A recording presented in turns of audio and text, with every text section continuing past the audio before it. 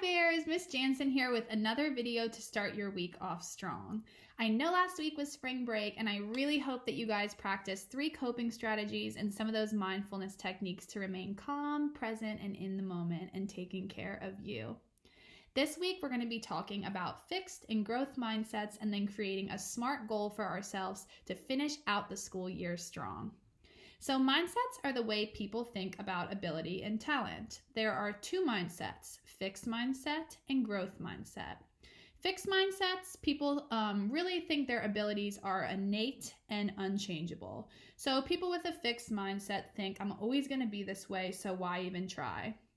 They view failure as permanent. So say you get an F on a test, they view that failure as it's always going to be that way. I shouldn't do my homework. I shouldn't study because I already failed, so why try? So they give up easier when faced with an obstacle, and they really think that the way they are now is how they're always going to be. On the other hand, growth mindset is kind of exactly what it sounds like. It's thinking that you can improve with practice, time, and effort. So people with a growth mindset think, maybe I don't have it yet, but I will get there with practice. So they view failure as a chance to get better, to learn from their mistakes, and to improve. And they keep trying until they get where they need to be. So I really like viewing growth mindset through the idea that our brain is a muscle. So the more we practice, the more we put in the time and effort, the stronger our brains will get and the better we'll get at things. So I'm going to attach some resources below on growth mindset, but just think that a big part of growth mindset is that word yet. So you might not be there yet, but you can get there with practice. So right now, while we're all facing barriers and obstacles, it's really important to set goals for ourselves to stay on task and focused and really present in the moment. So a great way to practice growth mindset is setting a SMART goal. So your challenge for this week, Bears, is to create a SMART goal for yourself. So I'm going to give you some examples of goals, but I'm also going to attach a super awesome resource below where you can actually make a copy of the document and input your own goals into the document.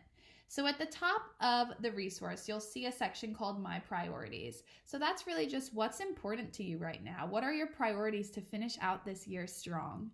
And then you'll see 3 sections where you can create 1 SMART goal or 3, whatever feels right for you, and the steps you need to take to successfully accomplish that goal. So there's tons of different goals we can set. We can set a career goal for ourselves. So think about your passions. What makes you excited? What do you want for yourself for the future, and where do you want to go? Maybe your goal is you really want to become a scientist, so it's important to do well in your science class right now.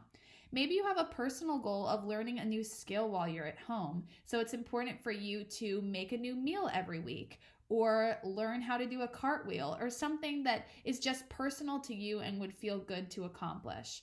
Maybe you want to focus on your mental health during this time and practice those mindfulness techniques and coping strategies and reaching out to friends and family if you need a little bit of extra support.